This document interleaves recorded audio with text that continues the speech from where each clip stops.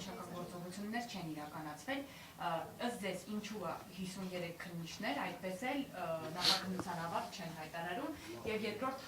հարցը վերաքննիչ բողոքներ ներկայացրել եք նաեւ դուք պաշտպանական խումբը, ինչ հիմք, ինչ պահանջ ունեք եւ արդյոք դրանք բարույթ ընդունվել են թե ոչ։ Շնորհակալություն, հարգելի գործընկերներ։ Այո,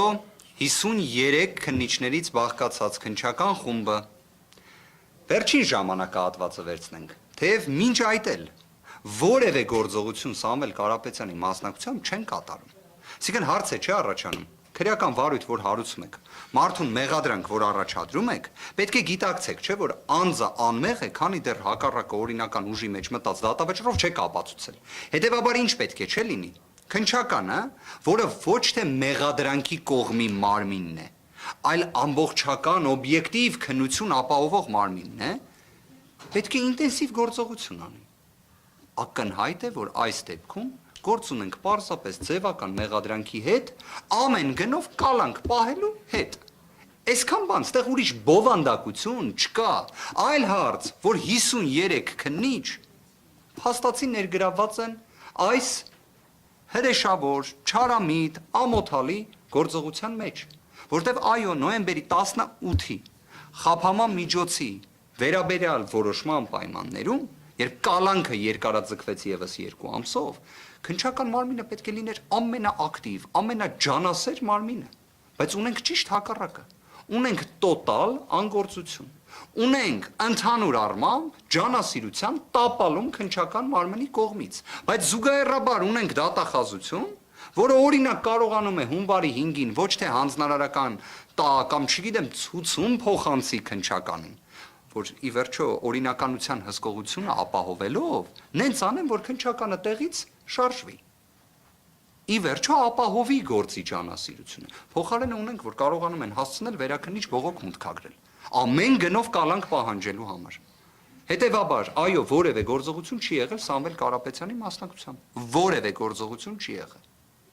Ինչ վերաբերում է բողոքին, դատական ակտի վերաբերյալ մեր կողմից։ Այո, այն ներկայացվել է, այո, այն վարույթ ընդունվել է։ Եթե շատ հակիրճ ձևակերպենք, տրամաբանությունը հետևյալն է։ Մեր դիրքորոշումն է, որ այստեղ ընդհանրապես խաբհման միջոց պետք է կիրառված չլինի։ Բայց եթե նույնիսկ դատարանը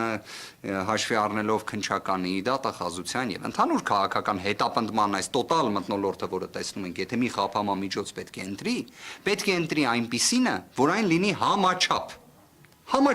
բալանսավորված։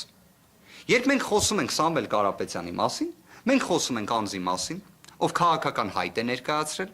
դեռևս 2025 թվականի հուլիսի 4-ի իր հրապարակային ուղերձով, որը շարունակական է եղել, վերահաստատվել է եւ գնալով էլ ավելի մեծ մասշտաբի է հասել։ Հիմա այդ պայմաններում, երբ անձին հրապարակային հայտարարություններ անելու սահմանափակում է կիրառում, դրանով ինչ ենք պատկերացնում։ Այսինքն դրանով մենք ժողովրդավարություն ենք պատկերացնում, քաղաքական իրավունքների իրացում ենք պատկերացնում։ Հիմքերից մեկը դա է, որ այն պետք է անհապաղ վերացվի։ Երկրորդը, երբ կիրառվել է գրավ եւ բացակայել ու արգելք, լրացուցիչ խաբհման միջոցի էլ անհրաժեշտությունը ո՞րն է։ Ընդհանրապես դա առավել քան բավարար է։ Առավել քան։ Հետևաբար մյուսը նաեւ ընդհանրապես դրա վերացումն է։ Տնային կալանք խաբհման միջոցի մասին է խոսքը, որը եւս չափազանց ինտենսիվ խաբհման միջոց է։ Եվ իդեպ այս ամենը ինչ որ իմաստով, հա, տնային կալանքի կիրառում, բայց նման տիտանական մասշտաբային սահմանափակումներով, համակցված այլ խաբհման միջոցներով, վերաքննիչ բողոք նման օպերատիվությամբ, դատավոր Սուրեն Խաչատրյան։ Հուսանք։ Ուղղակի մեկ հանգամանք նշենք։ Եթե պայմանականորեն այլ դատավորները քննարկում էին կալանքից անձին ազատելու հարց, հա, Սուրեն Խաչատրյանը դատավոր քննարկում է Սամվել Կարապետյանին կրկին կալանավորելու հարց, հա, այսինքն մի հանգամանք էլ հա բացահայտեմ, դատական նիստերից մեկի ժամանակ, սա մի քիչ ծիծաղելի է հնչում, բայց ես սա ամենայն լրջությամբ եմ ասում։ Քննիչը եւ դատախազը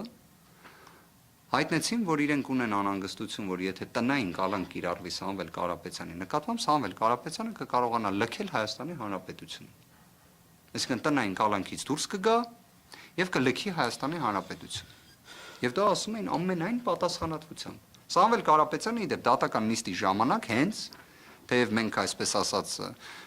լրջորեն մոտենում էինք, որ իրավական հակափաստարկներ ներկայացնենք, Սամվել Կարապետյանը սկսեց ծիծաղել նիստի ժամանակ։ Դրանից հետո էլ մենք չհակադարձեցինք, որովհետև սա էլ երևի բացահայտենք, դատավորն է սկսեց ծիծաղել։ Այլարց իհարկե, ծիծաղեց, դրանից հետո կալանքը միևնույն է երկարաձգեց, բայց ինչև է սա ուզում եմ ասեմ, որպես երևույթ այդքան ծիծաղելի են նման փաստարկները, բայց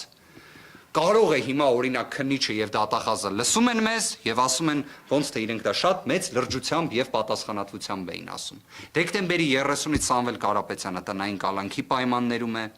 գտնվում է իր տանը։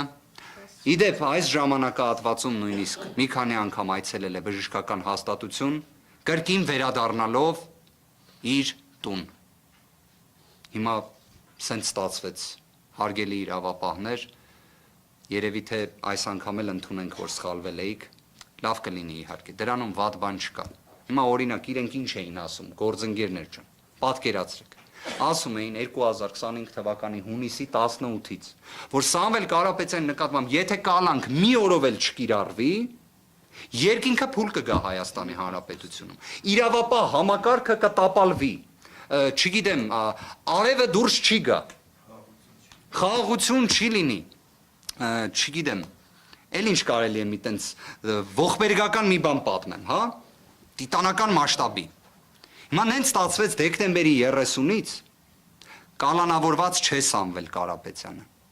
Ես օրինակ առավոտյան զարթնեցի, բացեցի պատուանը, որ տեսնեմ արդյոք երկինքը փուլ է եկել թե ոչ, փուլ չէր եկել։ Այսքանը գործընկերներ ջան։ Մի փոքր լրացում, այ ասեցիք ինչն է խնդիրը, որ ավարտ չեն հայտնում ուղարկեն դատարան։ Որ դա շատ ակնհայտ ու ակնառու է։ Ավարտ չեն հայտնում ուղարկեն դատարան, որպեսզի հրապարակայնորեն հասարակությունը չտեսնի, թե ինչ խայտառակ քրեական գործի հետ մենք գործ եւ առնչություն ունենք։ Միակ պատճառը դա է։ Ուրիշ պատճառ ու փաստար գոյություն չունի։ Ավարտ չեն հայտնում, որպեսզի հասարակությանը նախաքննական գաղտնիքի քողի մեջ պահեն, թե բարդ քրեական գործ ենք քննում։ Ընդհանրապես գործողություն չի արվում։ Ընդհանրապես։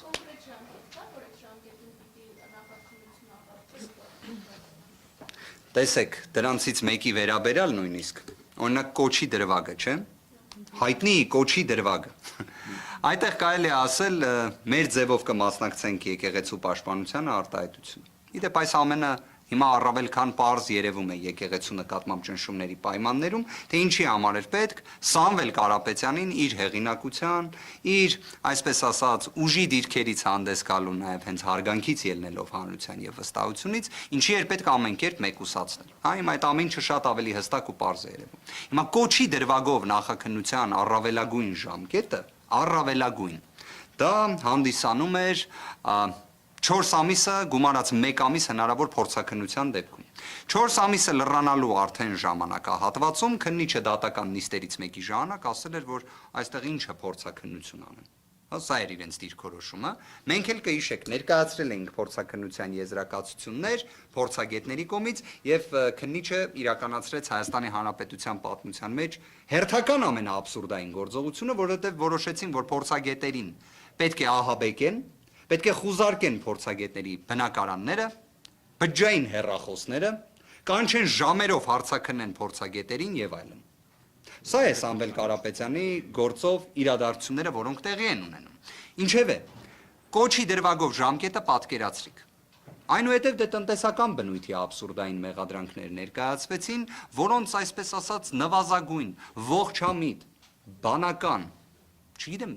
ինչ ձևակերպում, տրամաբանություն նույնիսկ գոնե պետք է ունենա, չէ՞ մեղադրանքը։ Դրանցից ոչ մեկը տրամաբանություն էլ չի ունեցել։ Եվ այս պնդումը ոչ թե մեր պնդումն է, սա դատական ակտերով հաստատված պնդում է, դատական ակտերով։ Եվ չնայած այս ամենին, եթե նայում ենք առավելագույն ժամկետը, նախաքննության, դա 10 ամիսն է։ 10 ամիսը։ Բայց ժամկետը չի հաշվարկվում առավելագույնի տրամաբանությամբ։ Ժամկետը առաջնային հաշվարկվում է ըստ ներկայացրած միջնորդության եւ դրա շրջանակներում կատարած գործողությունների։ Վճռաբեկ դատարանը շուրջ 2-3 շաբաթ առաջ մի նախադեպային որոշում է ընդունել, որը վերաբերում է իդեպ, եթե չեմ սխալվում, թող ինձ ներեն, ամեն դեպքում անուն չեմ նշի, քաղաքապետարանի բարձրաստիճան պաշտոնատար անձանցից մեկի խափաման միջոցի փոփոխությանը, որը վերաբերում է կոռուպցիոն մի շարք դրվագների, որով իդեպ ոչ թե կալանք էր կիրառվել, այլ տնային կալանք։ Եվ վճռաբեկ դատարանը ի վերջո գտել է, որ այդտեղ գործողությունները ճիշտ են եղել։ Ես իդեպ եւս այդ կարծիքին եմ։ Կալանքը ծայրահեղ միջոց է, ամենածայրահեղ, բայց մենք տեսնում ենք, որ օրինակ երբևէ արատավորված չեղած անձինք ազգային բարերարից արքեպիսկոպոսներ, մինչև եպիսկոպոսները այսպես շարունակ անձին կալանավորվում են եւ նենց հատապարությունը ոնց որ քրեական դատավարության օրենսգիրքը որ բացում եք, այնտեղ ուրիշ խափաման միջոց չկա, այնտեղ սենց բացում ես, գրած է ամենտեղ կալանք։ Դե դատավորներն էլ, քննիչներն էլ, դատախազներն էլ ասում են ինչ կարան անել։ Միայն էտա գրված։ Հետևաբար ժամկետի տեսանկյունից ժամկետները խախտված են գործընկերներ։ Խախտված են։ Խախտված են եւ սա փաստ է։ Եվ դրա հաստատումը առաջնային նա է, որ մենք գործ ունենք անգործության հետ։